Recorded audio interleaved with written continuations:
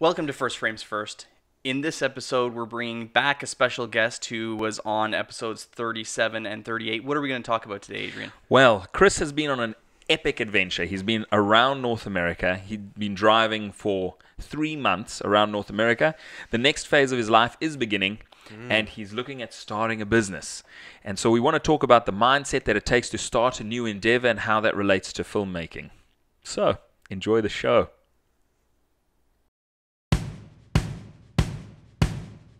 Who are we? Nobodies! Speak for yourself. Okay. We're Canadian filmmakers with the dream of surviving financially on the backs of our films. Welcome to our show where we bring people along on our film journey. Maybe we can learn a thing or two. Maybe we can teach people a thing or two while drinking beers. I mean, if you can't drink beers while filmmaking, what's the point? We are Fable Forest Films, failing our way to success. Welcome to Jurassic Park. I mean, our show. First Frames First. That was the first time we've ever done that. That's cool. Or normally we just start cool. with the intro. We normally just start. Yeah. We normally say, welcome to episode 45. And that's what we're going to do right now. Right. That's what we're doing right now. We are doing Welcome it right to now. episode 45. Welcome to episode Normally we have 45. colder beer. Oh, what a baby. Is Sorry. this throwing off? Wow. It is. You know, for a guy Oh, who said God, I wasn't going to drink any beer anymore. My beer really is cold. Actually, hurt my teeth. It was so cold. Damn it. I'm sorry, Jay. I put that in the fridge. I thought they'd be cold by now. So Sorry. disappointing. Welcome Welcome to the show. to episode 45 of First Frames First. I am your one host, Adrian Constant, and we'd like to welcome back Special guest star. Chris Watson. Hey, thank you for having me back.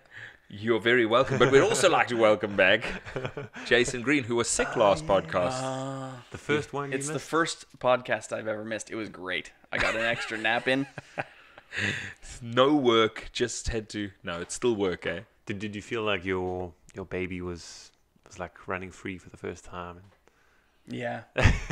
Absolutely. Watching it walk by itself. I should probably watch it and make sure it didn't fall off the You should the rails totally watch completely. it. I know. I There's a just couple haven't. of jabs in there. Yeah. Good.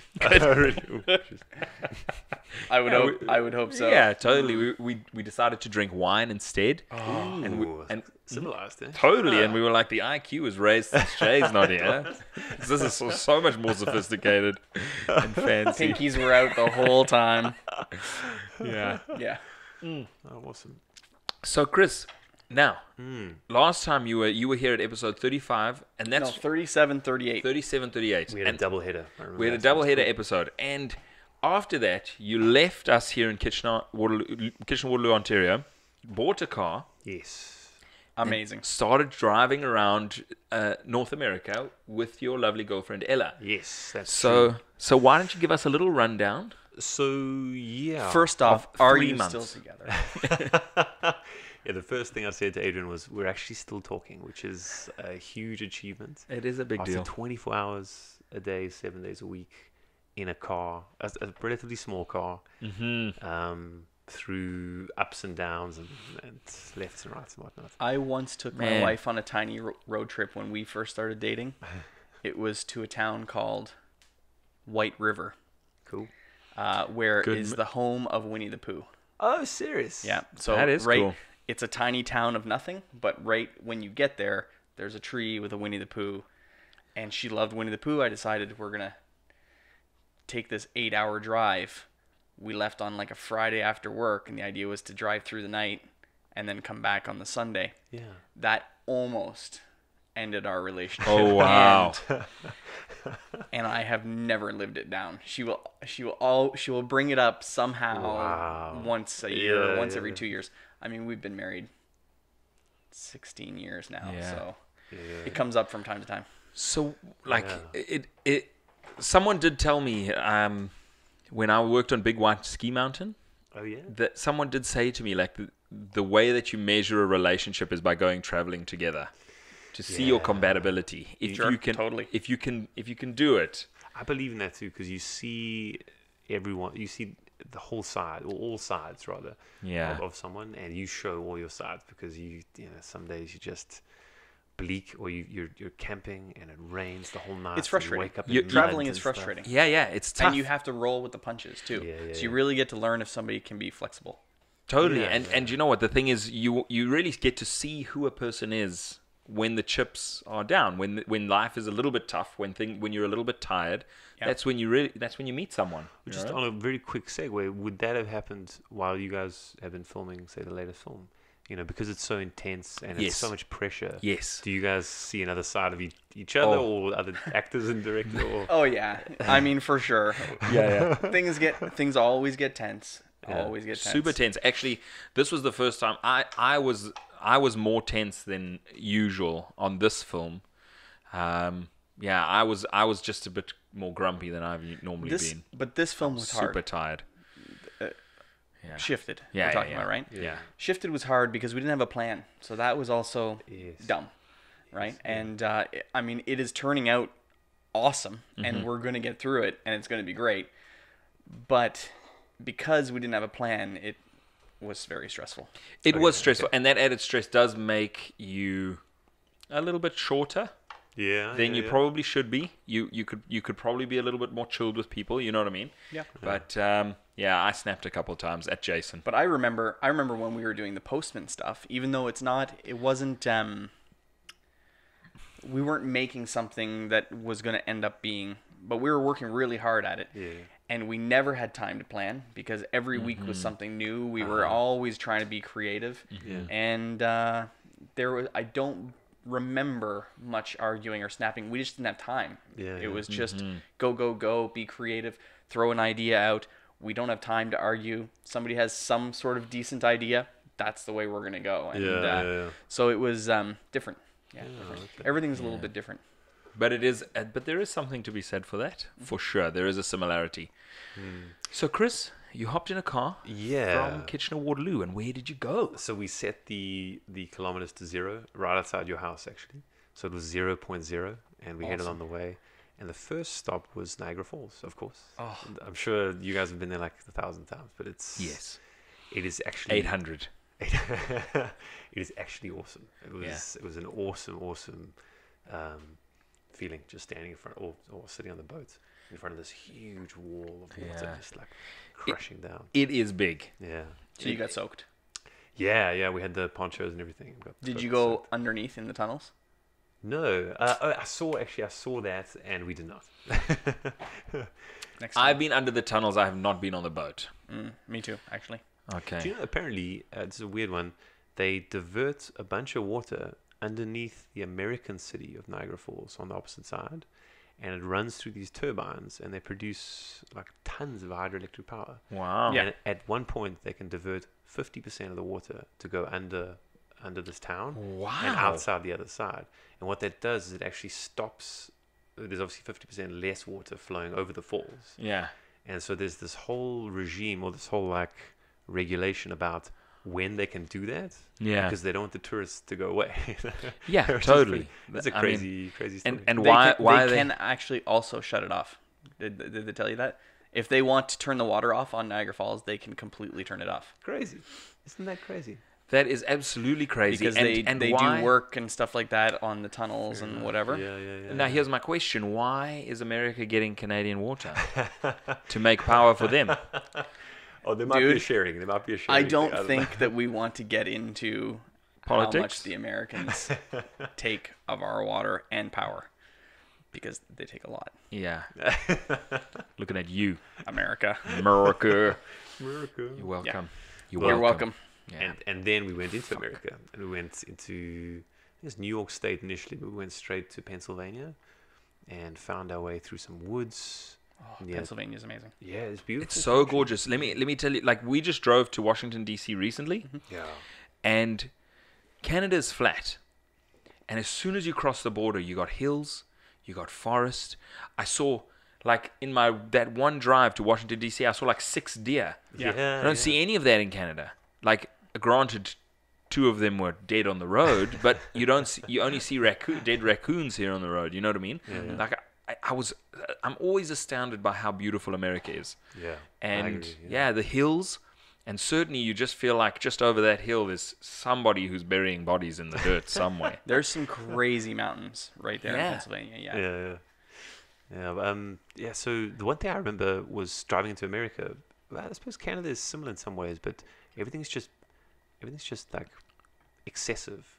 So the cars in people's driveways as you're driving past were just like huge. Yeah. Like they just tower over you. You felt bigger than in Canada. Massive cars, tons of flags. People are very like super proud. Yeah, absolutely. And similar to Canada, big houses. Yeah. People had these big lawns and nice looking houses. Yeah. And, If you drive through, like, if you're doing like a road trip through America and you drive through like small town America, yeah. if you don't see a flag on someone's house like hanging off the porch, that person's not a patriot. Yeah. You know, they're like, what's the matter with that guy? What's the matter with Steve? Steve, where's your flag? I'm just washing it, guys. It's true. It's crazy. You drive laundry along, it's like, day, come flag, on. flag. But you know what? I actually like. I would love to see that in Canada. We aren't very patriotic here. Not as much. No. The rest of the world isn't as quite as patriotic as America. Like Americans really, really, really love America. Oh yeah. But I would love to see more people putting Canadian flags on their houses. I think a little bit more pride in where you come from can go a long way in bonding, bringing the We country could together, right? Make Canada great again. Oh man, Make Right? Canada great. we could America. Gross. So from Pennsylvania. did you go? It's just making a coffee by itself. Fair enough. AI. Did you go to the Big Mac Museum in Pittsburgh? No. There's a Big Mac. We went to Pittsburgh. We spent a couple of days. It was awesome. It was a nice place. I did Like not if know you there was a went Big onto Google and you typed in top 10 things to do in Pittsburgh, it was probably not on that list, so that's probably why you didn't go. Mac. Because I'm sure I did that.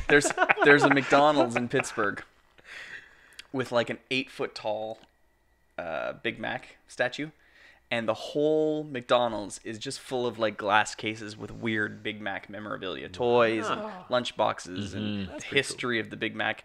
It's where Lex had his first Big Mac ever. How are we doing? Good. I just check in the red light. Just keep your eye on the red light. It's important. Okay. Wait, okay. Good. Oh man. So what did you do in Pittsburgh? So we went to this museum of this one fort. I think it was Fort Pitt.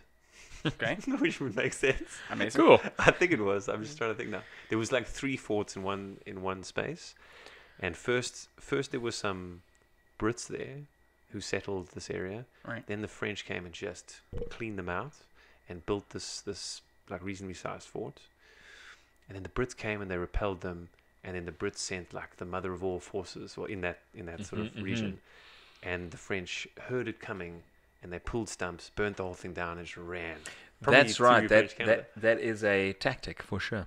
Yeah. Running You're away? well, no, we're not going to give them the fort. We'll just burn Oh. it. We'd rather, if we're forced to run away, let's destroy the burn fort. it. Yeah. That happens in all the movies. You have to blow up your own spaceship so the enemy doesn't get it, Yeah. or plane or whatever. Yeah, I went yeah. in space. Yeah. Also in Pittsburgh is the very first ever full-time movie theater. Very Oh, first it never ever. stops. No, it's done now, but it was the first ever movie theater that was just a movie theater. Every other theater before that was like plays, and maybe they would show a movie, but in Pittsburgh, Pennsylvania, was the first in the world. Yeah. Cool. That is interesting. Yeah, that is pretty cool. Now, do you think it's Brad Pitt's relatives or historical, ancestors that founded Brad Pittsburgh? It Yeah. was a guy named Pitt. Yeah, it must have been a guy named Pitt. I've never made the connection, but I bet you. Pittsburgh. And then the other thing, what happened after that is when the Brits arrived, they built like the mother of all forts. So with the mother of all forces, they built the mother of all forts. There's a lot of mothers here. Yeah, there's. Yeah. When it's a group of men, then mummy. Yeah. And because it kind of, there's 3 rivers that connect at the point where Pittsburgh was built. Right. Oh man. And so they built this fort which had, it had earthen walls facing the water to take cannon fire from say French ships coming up the rivers, and then it had facing the sort of the land it had these flat, like high walls that if people were running in, they could just like pot them from the top. So it was like all the latest tech was in this Mud walls and tall mud curvy walls on the one side and really tall sticks on the other side. All the best. top tech. This is like the iPhone XS or something. It's like a guy on a stage, guys, you'll never believe what we've developed at the latest meeting, the latest annual general meeting. But a bunch of stuff. The other thing there was fur trading, which I had no idea, because I've heard of fur trading throughout history. But what they actually did is the Europeans needed fur to make pants and shirts and stuff, and the Native Americans did not care what a dollar was or what a franc was, and so they wanted. So giving them dollars and stuff would make no sense. Right. So instead, they had this whole trade system built on the male deer, and that was like $1, and then a fox is like 25 cents. $1 to that. Maybe that's where it comes from. $1. That's what they said. Amazing. That's what they said. Yeah, that's cool. Now, just because this is a movie podcast, not a history one. Not today. Not today. The Revenant. Have you seen that? Yes. Fur trading. Okay, I saw it and it was gory and like brutal. What did you think of that? I thought it was painful. It was. I'm sure it was great, but I was like, I did not enjoy the movie as such. I thought it was awesome. Yeah. I did enjoy it the whole way. I was enthralled by what I was seeing. Mm-hmm. And I just loved it, and I loved that it was based on a true story. Oh, it was based on someone that was, attacked by a bear and then dragged themselves, managed to survive somehow. Mm-hmm. You don't know about the redemption, whether that's part of it, but right. he was attacked by a bear and he survived, and that's crazy. You, Jason, I remember you were like, I loved it. I loved The Revenant. but Leo. Just could have been a half hour shorter. It was lengthy, yeah. Yeah. Just why am I still watching the shot? we guys? saw the guy walking and camping, and then walking and camping, and then walking and camping, and then walking and camping, and then walking and camping. Like, we could have 3 instead of 5. We would have still got the picture. I think there could have been just less. Walking and camping. Less. Would you guys, if you had a free 3 hours next weekend, would you go watch that again? No. Yeah. I would watch that again. Next weekend, though. When you have just a free 3 hours. Of course not. Of course not. Like, am I going to rush out to see a movie I've seen already? No. I suppose. But if I'm sitting around, I got nothing to do, and that movie is there, I would watch it again happily. Like, there's no movie that I'd prefer to watch a new movie. Sure. But if I was in a cabin in the woods and all they had was a DVD player. Yeah. And I was sifting through stuff, and my Netflix password wouldn't work. I opened a drawer, and there was The Revenant, and let's say, I don't know, V for Vendetta. Oh. No, that's a no-brainer for you. Yeah, I would watch V for Vendetta twice. Instead of The Revenant once. I love that movie. But anyways, So no, it was great. Just a little long. A little long. Yeah, I don't know if I'd ever watch it again. It actually happens a few times with movies. Me too. Even if you like it, you may not want to watch it. I loved Memento. Mm-hmm. I don't really want to go through it again. I will only watch it again with someone that has never watched it before. Yeah, absolutely. Just so I can watch their face. Yeah, absolutely. It is that kind of heavy movie that you're like, that was awesome, but I'm not going to watch it on repeat. Right. I'm good. Yeah. Okay. What else? Pittsburgh. After Pittsburgh. Move on. We're tired of Pittsburgh. God, Pittsburgh is so boring. Are we still talking about Pittsburgh? It's just the Pittsburgh. So the after armpit of... we went through Ohio.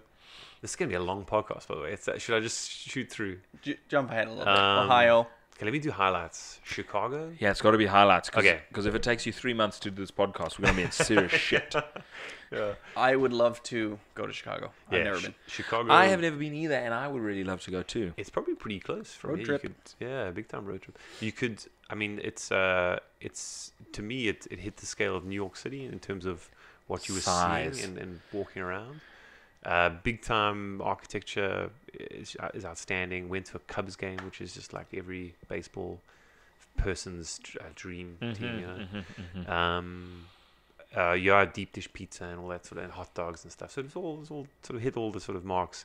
And that for me was one of the places where we left. I think we had 3 nights there, and we left thinking, both Ella and I were just thinking, geez, we should come back here. Yeah. There were a few of those, but that was definitely one of the big ones where it was like we did not see it all. And What were some of the other places that you would go back that you loved? Seattle. Yeah. Seattle was high on my list for sure. Yeah, and Chris did a lot of the music scene there. Yes. So, yeah. So there was some Kurt Cobainage. Right.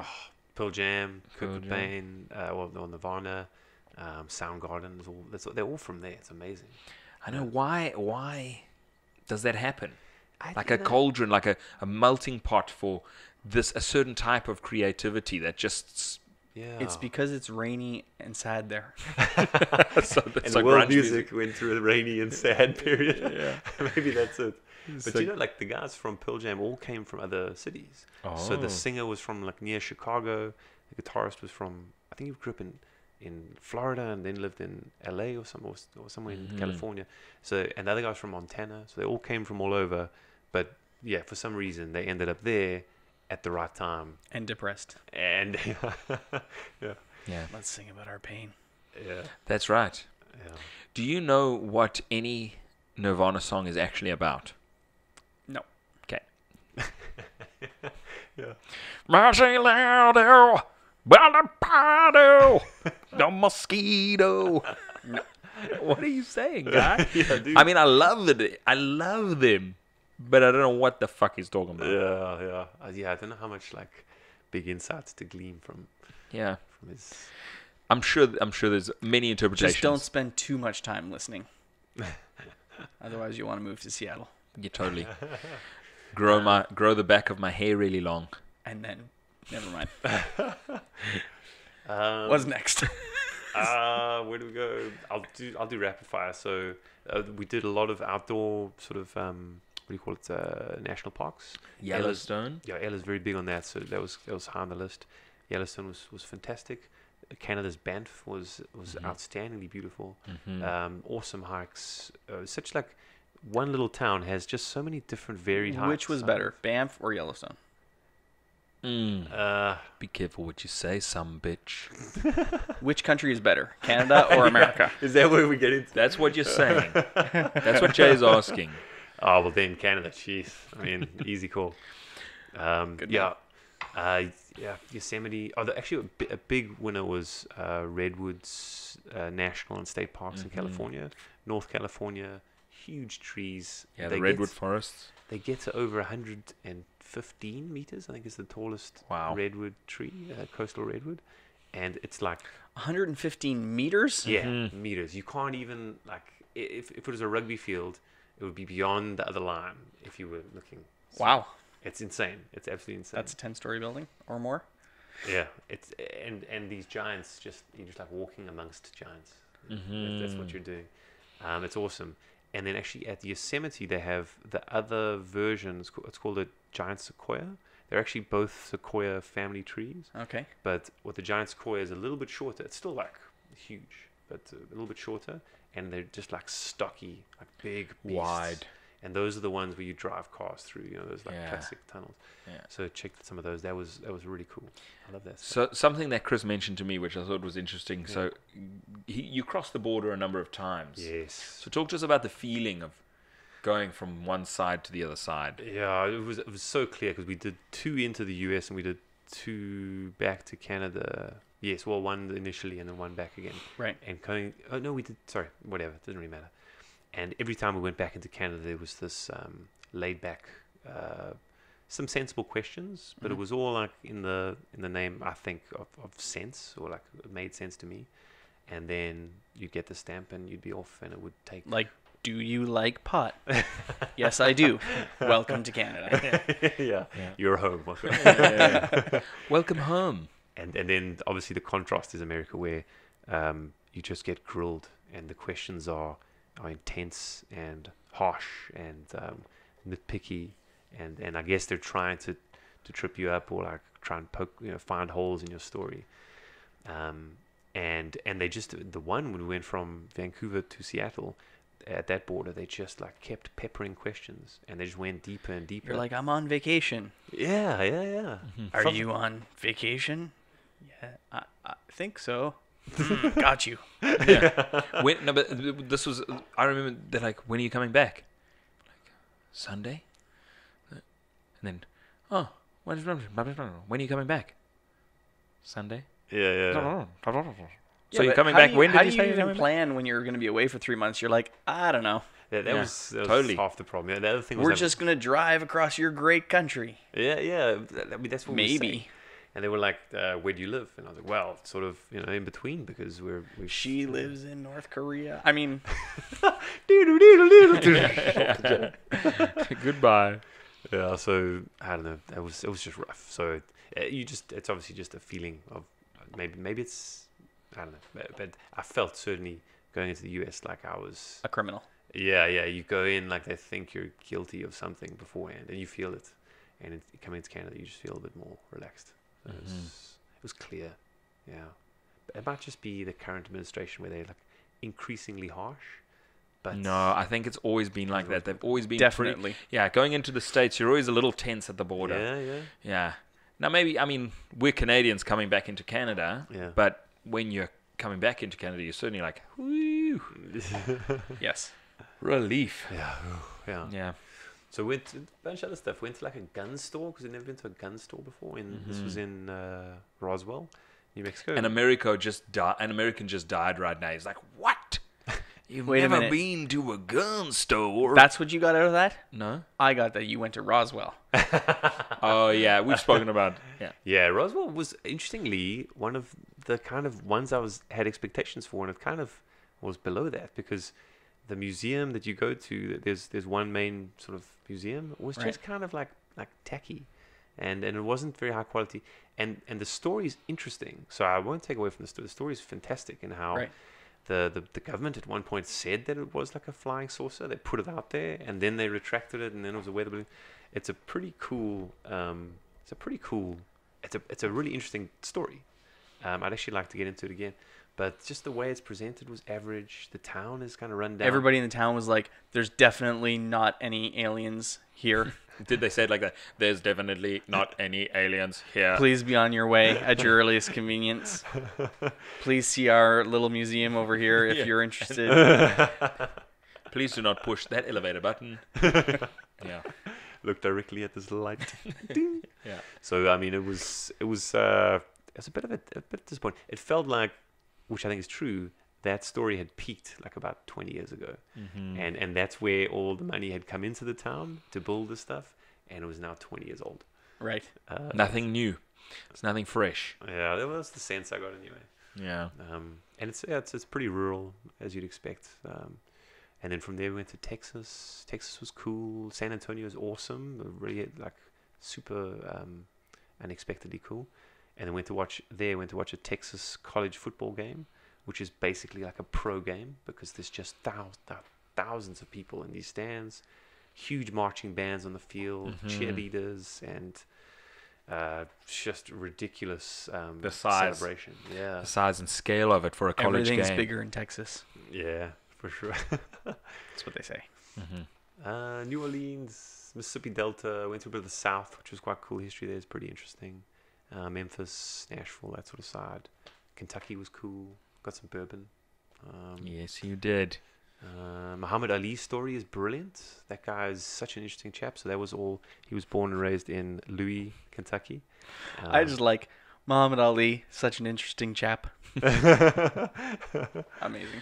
Carry on. Yeah, he's got a cool story. I was telling you actually the one story that stuck with me because there's a whole bunch. Was that the reason he started boxing was that he was riding his bicycle or his bicycle was parked somewhere. He was I think 11 years old, and some other bigger kids stole his bike, and he was just like flaming mad.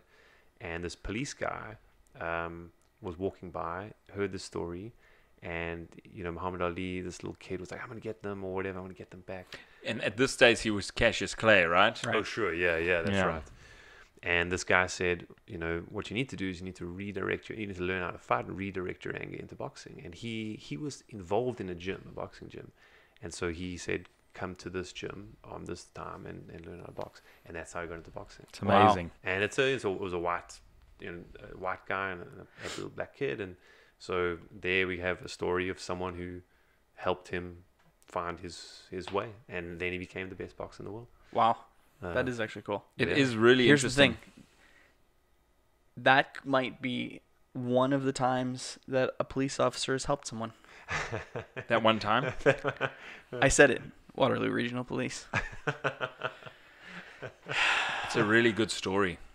I mean, you just think about it, in all the people in history that have ever done anything or been anything, the person, like whether they were destined for greatness or not, but there was someone who did something that got them on their way. You know, they didn't do this thing or become great in a vacuum. Sure. You know what I mean? They were spurred on by something, and you think about those small actions and how they impacted this person, and whether the actions play a role in the creation of the person, or whether it was inevitable that that person was going to be great. It's a team effort. Yeah, you think so? Oh, totally. 100%. Yeah. Yeah. No, I mean, you've always got your support group, for sure. Yeah, but do you think Muhammad Ali would have found boxing Nope. without that one man? Was he the only in that Muhammad Ali had to boxing? Otherwise, what would have happened is he would have went to fight these kids that were bigger than him. He would have gotten his ass whooped because there would have been 4 of them. And then he would have went home to watch cartoons and never would have put boxing gloves on for the rest of his life. And he would have worked for McDonald's. some sort of equivalent of Giant Tiger. McDonald's is fine. You seem pretty sure of yourself. I am. I beg to differ.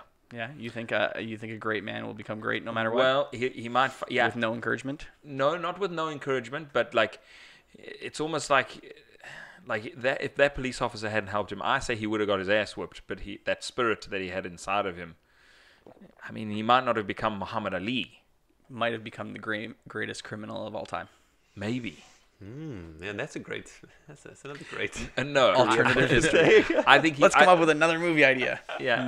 No, stop it. No, I think he would have found it. I think he would have found it. Like, I think you have multiple opportunities to find your road, to find his path. That's a good movie idea, actually. Where you have All 2 alternate stories. histories of all kinds of different lead characters where their thing didn't happen. Yeah, because the thing that made him a great boxer was this like real, or I don't know, but let's say it was this real like focus and anger or whatever, and directed somewhere else, like into a criminal enterprise or something, would have been like the road to ruin, you know, and you could like contrast the two. That'd be pretty awesome. It's Yeah. the same guy with the same drive, but just redirected In this a way. different And direction. Hitler became a famous artist instead. Yeah. Whatever. Somebody was like, famous cellist.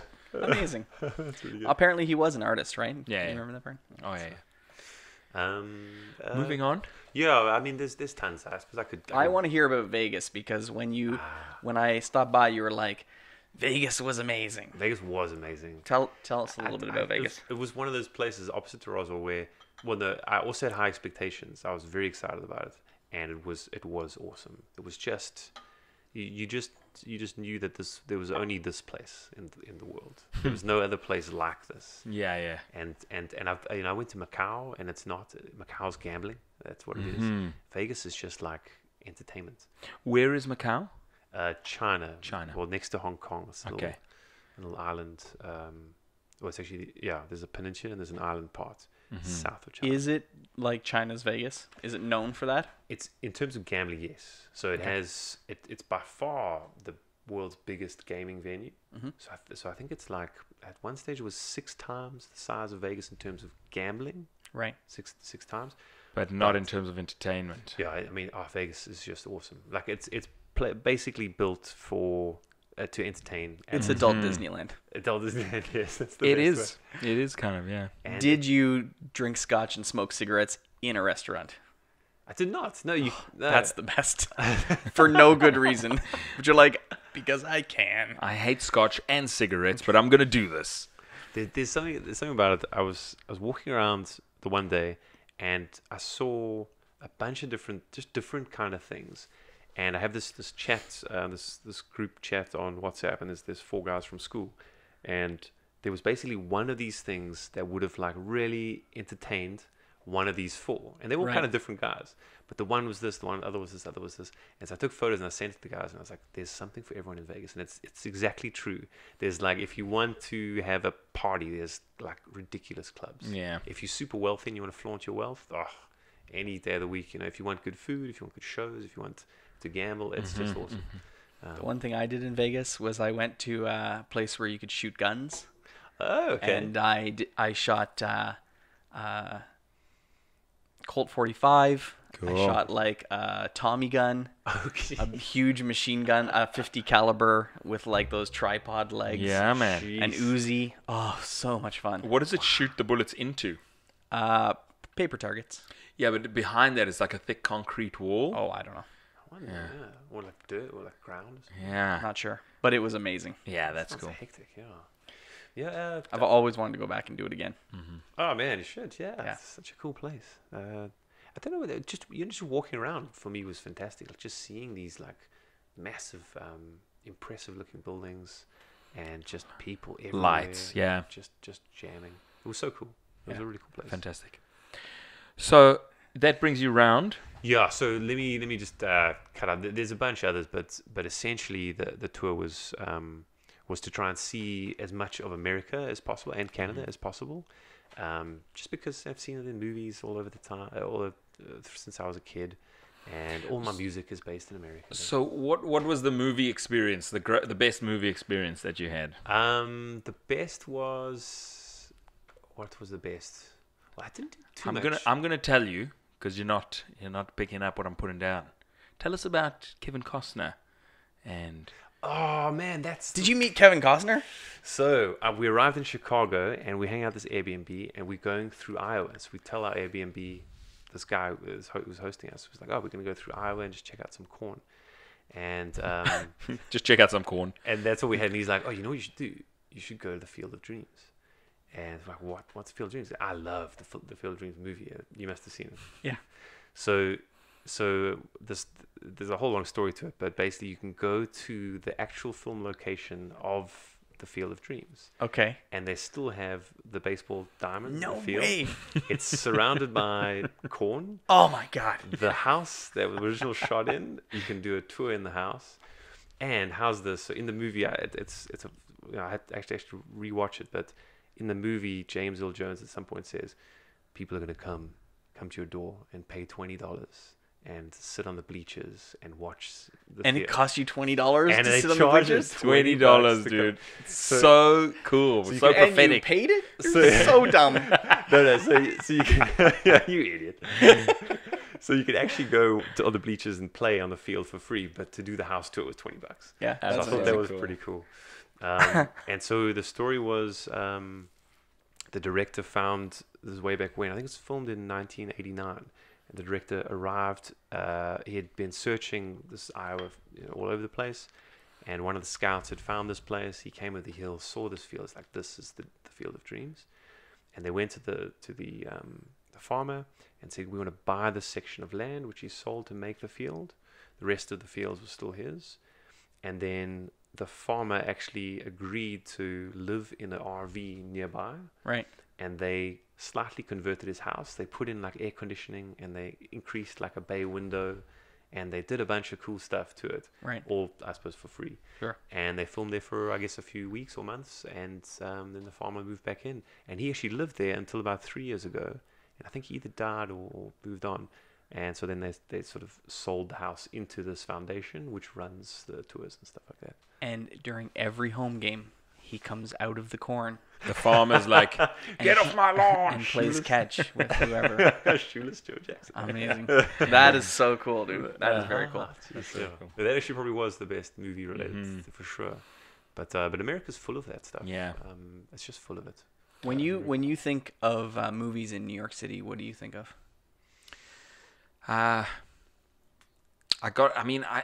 Square. I go straight to Times Square, and just about every movie where people have done a little turn in Times Square, which is just like, I don't know, from Independence Day to I don't know. I'm not gonna lie. Vanilla I Sky, go I to think. I go to Spider-Man.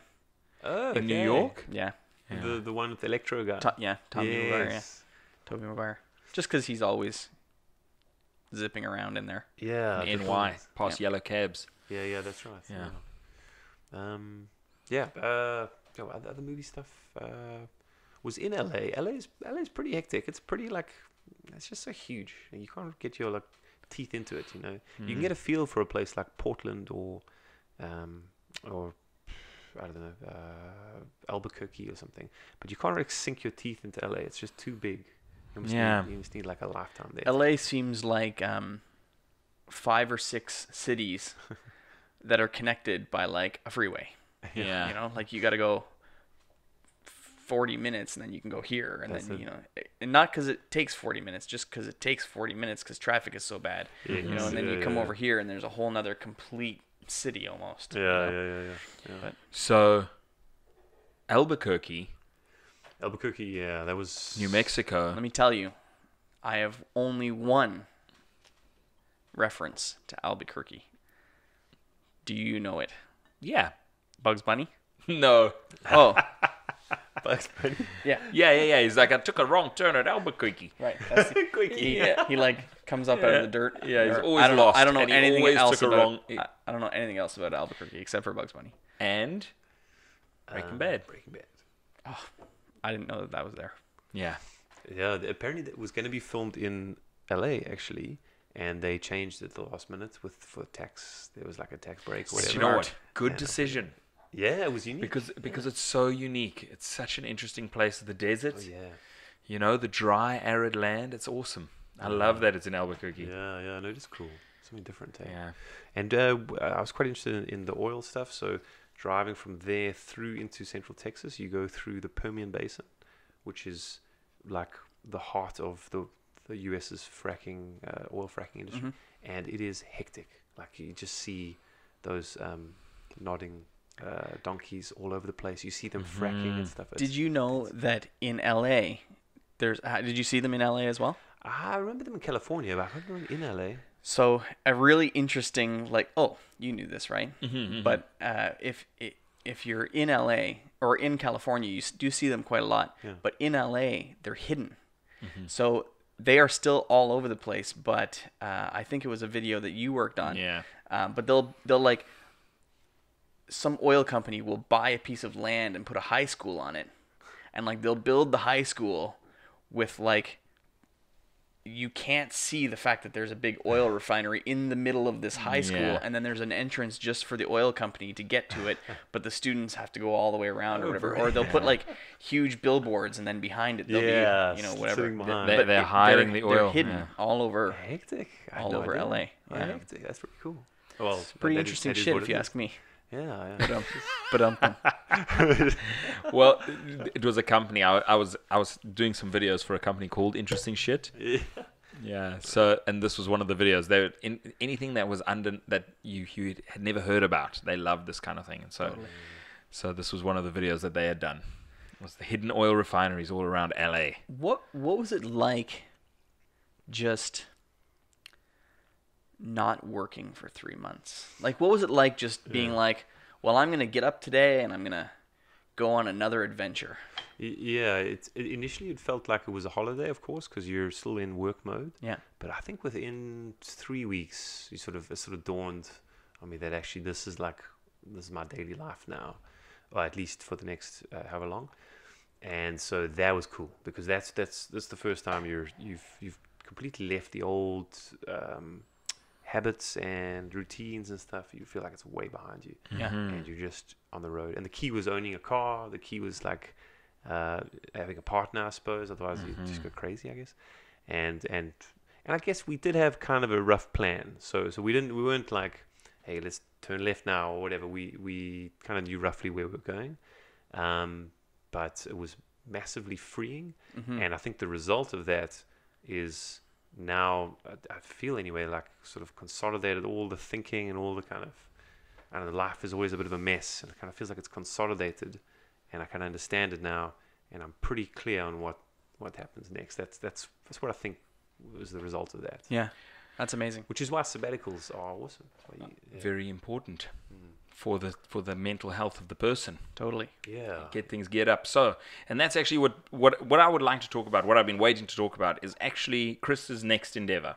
Cool. Yeah. So Chris has now finished his trip. He's cycled back and he arrived back in Canada, and he's here with us before the beginning the next stage of his journey. Right.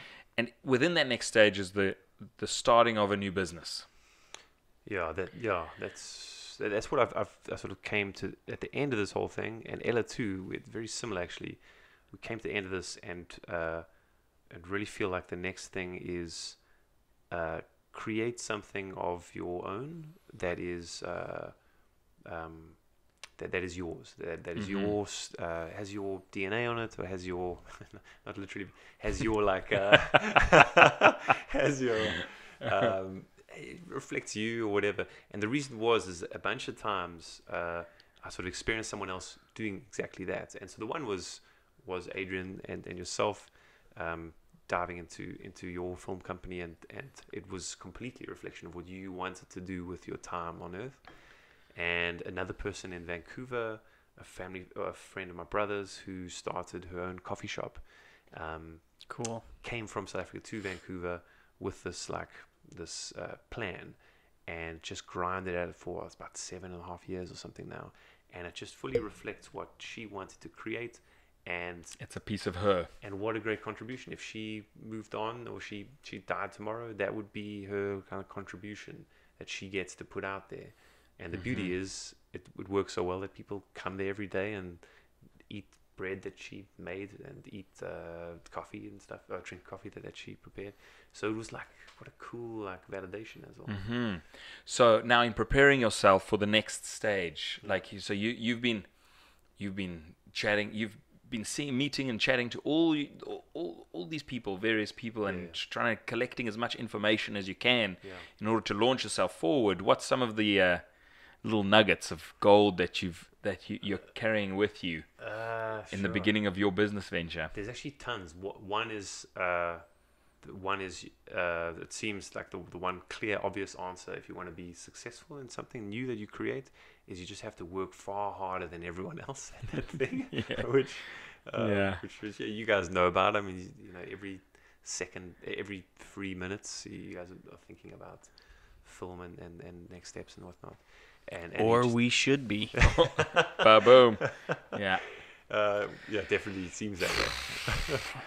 Now, this is just to cut you off there, Chris. This is actually, since I've been talking to Chris, that in fact is the spurring you back. Well, the piece of knowledge, the knowledge bomb, that has stuck with me is how hard we should be working, how hard I should be working, because it's not hard enough, right?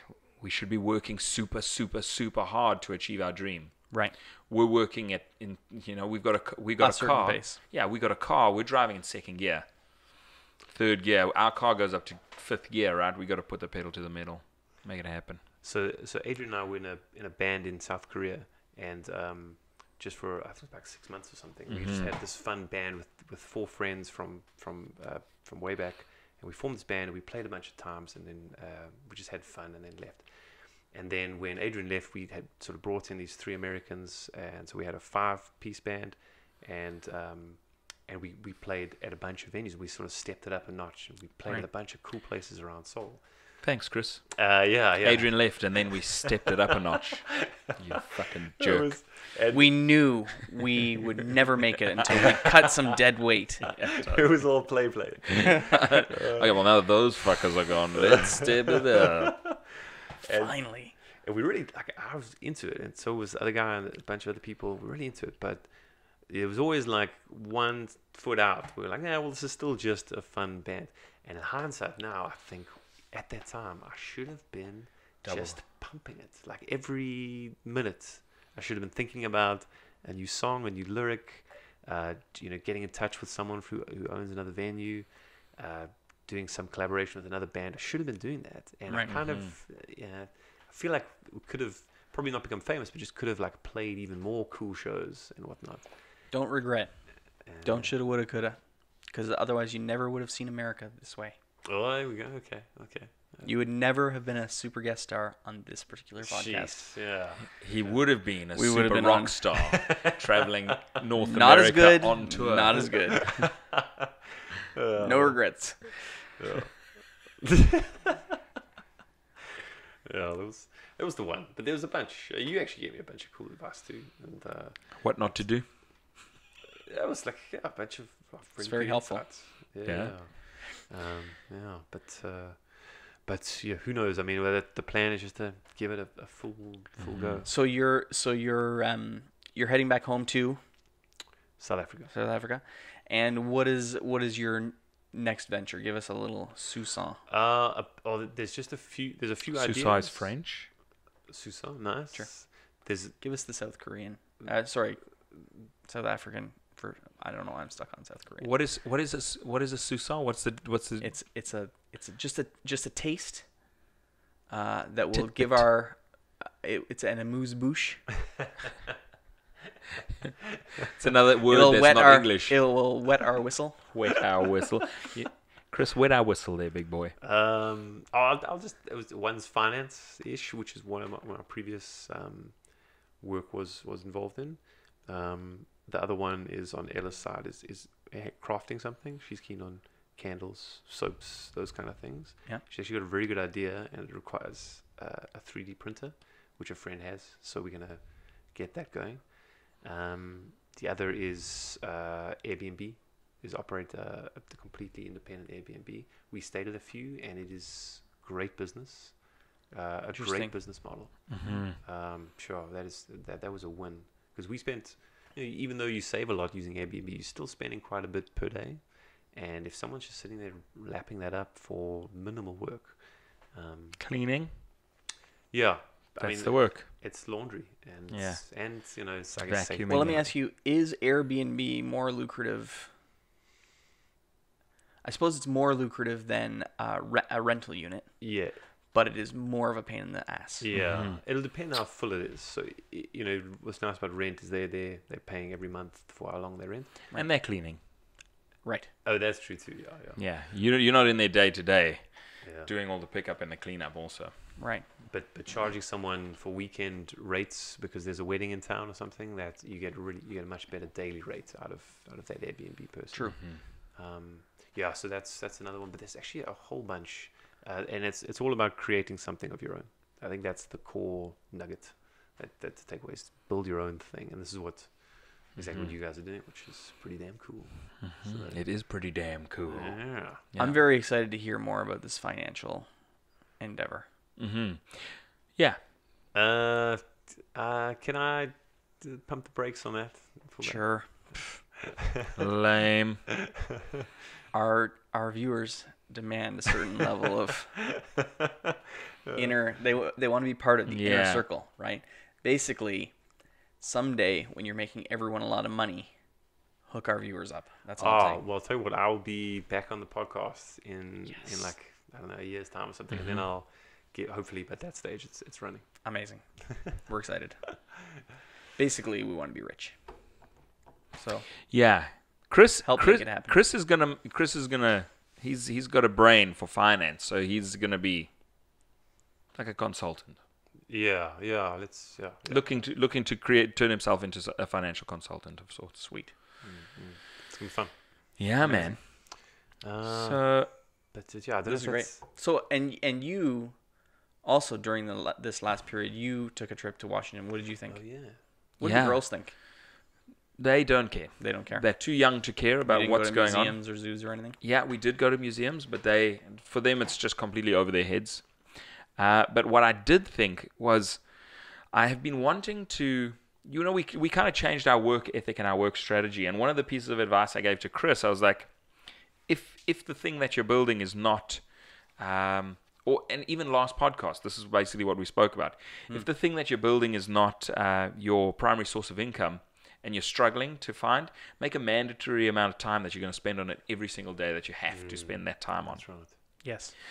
So we've been talking also about we're going to focus on finishing the movie, because I'd spread myself really thin in that I would work on the movie and then I would try and get writing in every day, and I'd try and do all these little All these pieces little things, yeah. every day. But we decided to finish the movie, and then what I would love to do is just take 3 days, and then vanish somewhere into a tiny motel that has no TV, that it just has a coffee machine. It has a bunch of I take food in a box, and then I bang out a draft one of the script. Great idea. Wow. And I'll tell you, when I was driving through the States, I was like, that fear of being murdered, that will make for a better script. And I should go across to the States for 3 days and stay in a motel there. Oh, wow. In Buffalo. Is that...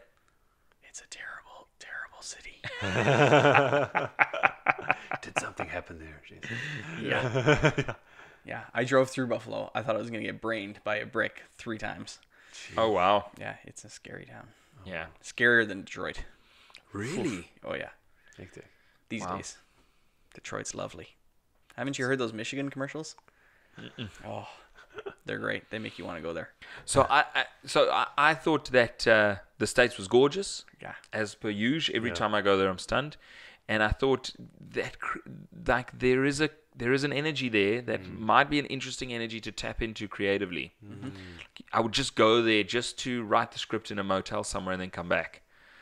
The Adirondacks are amazing. The Adirondacks in Pennsylvania. what is that? Is that a mountain range? Yeah. Okay. Yeah, man, that sounds really cool. If Yeah. you find some like energy or whatever, it's like that tricks. Yeah. Plus, the drive is helpful. Yes. Absolutely. Put your thoughts in order. The thing about the States is that you really feel like anything is possible. Oh yeah. Well, yeah. I mean, you feel like you're going to get brained with a brick through the window. Anything is possible. You know what I mean? You're like, bad. yeah, Anything like is it's possible. just like a play. It still has a wild side to it. That Yeah, that's good. maybe that'll make itself come through the fingers into the keyboard a little bit. That'd be really cool. That's Amazing. a good point. Yeah, that's a really good point actually. Yeah. I will say the place you don't want to go is New York City. Like I went there recently with the kids, and it was way too hectic to be thinking. It's like it's so busy Yeah. that you won't get anything done. Oh, not to right. That's what I mean. Yeah. I have never been to New York City. Oh, and it's amazing. I would absolutely love to go. I'm gonna tell you, Dad's never been, Mm-hmm. and so he went after we got home.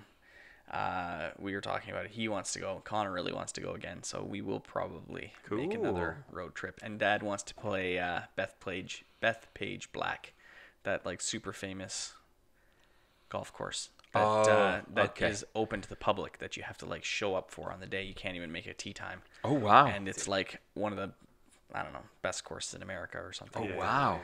Yeah. They don't take reservations. Probably because the reservation list got too long. Yeah, apparently it's like owned by the city, and they. That's amazing. I mean, maybe you can. I don't know. I don't know how it works, but Wouldn't it be cool to do a biographical piece, like a movie on someone's life that's someone pretty cool, which has his own little world that you kind of dive into. I really did want to, and it doesn't matter, but I'll tell you one that I really wanted to do. Yeah. Was this golfer gentleman named Mo Norman, and his story is really cool. He is like a mentally challenged guy. He's dead now, but he actually was from Kitchener-Waterloo. Oh yeah. And he became like a super crazy PGA phenom back in the day, I guess probably around the time of like Jack Nicklaus and Ben Crenshaw and those guys. But he was so I don't know if he had Asperger's or whatever he had, but he would do crazy stunts. Like he would throw a tantrum and lie down in the middle of the fairway and refuse to play, and they kicked him out of the PGA. But there's a lot of controversy around it. They say that they kicked him out of the PGA because he would have always won. So there's a story. There's a bunch of cool stories like. And if he had mental health issues, unrecognized back in those days, Yes. I mean, There's a story where Tiger Woods would play 2 balls all the way around the golf course. So he would hit 2 golf balls off the first tee or whatever, and he would choose the worst golf ball, and then he would hit 2 golf balls from the worst place, and he would choose the worst ball again, and he would still break. he would still be under par by the time he finished the 18 holes. And the story is that Mo Norman used to do the same thing with 4 golf balls. Oh wow! And there's all kinds of different stories about him, like hitting 1,000 golf balls and them all being within like 20 feet around the exact same plate. Like he was a perfect ball striker or whatever. Yeah. So Wow. this movie, great story. I guess that his life story has gone through a bunch of different iterations. And at one point, Dennis Quaid was involved with his story, and then that fell apart. And then some guys from Montreal actually got the rights to make his story, and I was actually in contact with them at one point.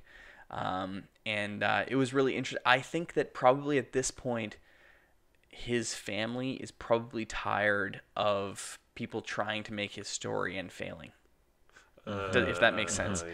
Probably. I mean, I'm sure they still would love to sell the rights and whatever happens, but I think it's been tried a bunch of times through the years and has fallen through. But even the last time I spoke with this particular guy, he called me and was like, do you know anybody that can help, raise another $3 million? So he was still trying to do Make whatever. it happen. So Yeah, jeez. Because this, it just reminds me of this Queen movie, where apparently the band members, the surviving band members, all kind of had to agree on who was playing who. Right. Who was playing Freddie, I guess, was the key one. Right. And they seem to be very excited about this guy who played him now. Amazing. And it looks like a cool movie. And it's almost like maybe the surviving family or band members need to kind of like finally agree, or the right timing has to happen. That's especially if they're all alive. Like that's Yeah, and in fact, Aaron Sorkin was going to write the project, and he actually decided against it because he wasn't going to have the freedom that he's normally allowed to write a project. They were like, well, this is really not what happened. Right. You know what I mean? So his license, they didn't want to give him as much license as he's used to, so he walked away. I'm so excited to see that movie. Yeah, it's going to be Bohemian Rhapsody. absolutely amazing. Yeah. The So guy Chris- that played Mr. Robot. Yeah. That's Or- right. Yeah. He wasn't Yeah. Mr. Robot, but that He guy. was the coder guy, right? Yeah. Yeah. Amazing. So a couple of pieces of advice, some last pieces of advice for people that are taking on a new venture. They're looking at doing something new. You said work really, really hard, Harder than everyone else. harder than everyone else. What else did I get? Any other nuggets? The one Yeah. classic was set a price for your time, or just loosely, maybe not specifically, but set a rough price for your time, and just don't undervalue yourself, and don't keep thinking, hey, if I do a little bit here with this person, it'll start a momentum, and then I'll eventually be able to price myself right. You got to kind of know your value and price yourself right from the get-go. Absolutely, yeah. Because I guess it just starts the whole thing on the wrong foot. Is maybe the point. And especially if those people remain your clients, they're going to be like, well, why are you charging me more? All of a sudden, if you start trying to raise your prices and be like, well, that was just an introductory price, you know what I mean? Right. So that can lead to trouble down the road for sure. Don't undervalue yourself. Yeah. Yeah, maybe that's actually the way to sum it up. Don't undervalue yourself, because you are producing something of value. Otherwise, there'd be no reaction. I think in our world, how that relates to is, don't take on projects that aren't going to get you where you need to go. Yeah. So I think, and that's a double-edged sword too. I mean, we talk to lots of people that are just starting out in film or just starting out in acting, and I think probably that the advice is a little bit different. It's, get out there, meet lots of people, do as whatever much as you you can, can. work for free, get your face out there, get your talent out there. But you got to hit a certain point where, or at least we've hit a certain point where you have to really pick and choose what you're doing, because your time is also worth a lot. And if you're going to be working as hard as you can at your own thing, you got to be very careful of the other projects that you take on. Totally, that makes so much sense. I ran into this lady who was working for a startup in San Francisco, which is, the whole thing, San Francisco seems like a startup, and she was living in this thing called the Hacker House. Okay. And Hacker House is like a standard, let's say, a 3-bedroom home, and there'd be 12 people living there and paying like minimal rent, because they're working at startups for free. Holy smoke. And they get like potential shares if the thing works out. So I guess there'll be the odd story of a millionaire. Wow. But for as startup stats work out, like 95 or whatever % will fail, and all those people spending 2 years of their lives of the core part of their careers working for free. There's a neat aspect to that as well that I've heard about, which is probably the people that aren't talented in design, but they have a couple dollars. And so these types of like venture capitalists and all that kind of stuff. So a person who's like, I will throw $5,000 at this startup that might go nowhere, but if it does go somewhere, I'm going to own 20% or something like that. It keeps the guys in like beer and Cheetos while they are hacking away at doing whatever, right? And it's needed at that time, right? That little bit of money at the beginning is the thing that carries them forward forever, So but to work for free, like the idea of because how's the upside? The upside for you as working for free for a few years is the 5% of the time where you make a reasonable salary, right? But you give it all the upside is kept by the founders because they keep like the majority of the shares, and they come up with this idea of we're going to make a talking TV or something, a talking fridge or whatever. Ridiculous. It will never happen. Hello, Jason. Welcome home. And they get to keep all the glory and stuff, Right. and they get the people to work for free. It's like it's the most rigged system, right? Totally. They're able to exploit these kids probably. And they're all See, baked in the dream. I took it a different way. Yeah. When you explained that to me at first, Yeah. what I was thinking was that there's someone that's paying them to be commercial artists, essentially. Like you're a patron of coding. Is kind of when you first started to describe it, I was kind of assuming that like they're basically being able to stay somewhere and have a roof over their head so that they can make something of themselves. Something great. They're paying rent. Yeah, and they're working for free. Yeah. So they, instead of staying in a reasonable apartment, they will stay in these like cramped, shitty apartments. Right. As you would have to in San Francisco. Yeah. And you won't have a choice. And they don't get a salary because they're working for these startups. And how cool from the founders and stuff. They get a ton of employees for free. So what's the benefit to the people? Experience. They think if they work for the next Airbnb, they're gonna be rich, or they're gonna get a connection. If you work for the next one that takes off, you're turning me around. Yeah. That's a mistake. It's crazy. It's sort of like an internship, because internships are unpaid. So it might depend on the level of the coder. Like they might just be introductory. You know those Communitex or whatever? Yeah. So there's places in town here where this company will provide office space and resources to people that want to create a startup of their own. Yeah. And give them a space to work and all this kind of stuff. And if their thing works out, then this company owns a small piece of their thing. Yeah. But what they're really, it's almost the opposite. That company is not in it to make software. They're in it to provide a space and resources for the people that want to come and make their own thing. And if one of those fails, they'll just get another company and That's fine. They'll be paying rent. Exactly. Yeah, this one it's different from an internship. Often, if it's like a big company, you know that there's like this future. It's guaranteed. Like GE will always, all General Motors or whatever.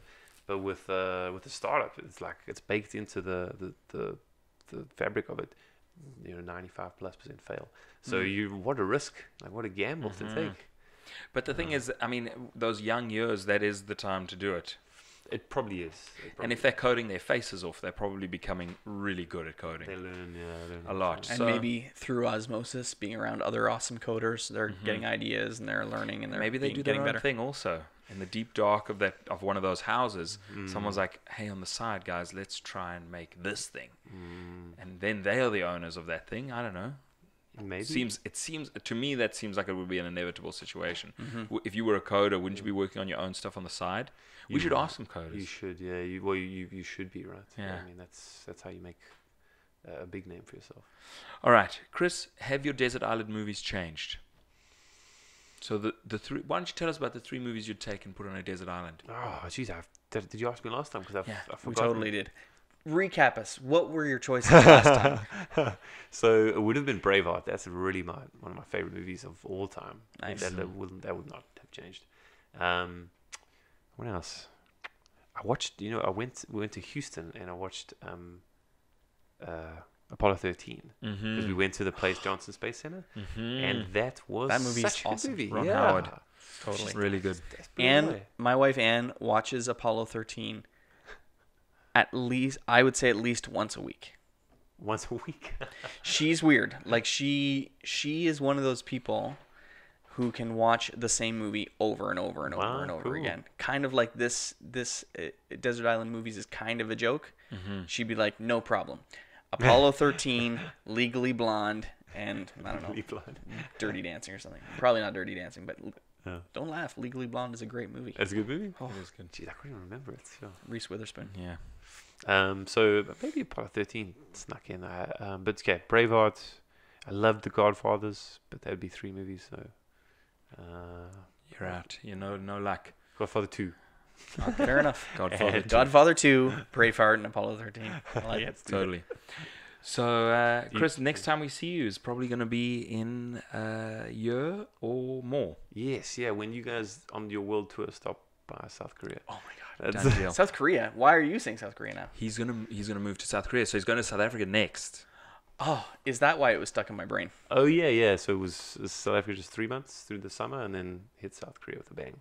Amazing. That's where he's moving. That's very cool. Yeah. Well, good luck. Thanks, guys. And one of these days we have to try a whole Skype meeting. Oh, that'd be awesome. Yeah, we're going to do it. We got to get better at Skype meetings. Thank you so much, all you wonderful people. You guys, by the way, rock. So this is awesome. Thank you, Chris. Thank you. Thank you, Chris. It's positive And that is affirmation. so true. Okay, guys, thank you very much for watching or listening, and we will chat to you again soon. Dream big. Work hard. Cheers.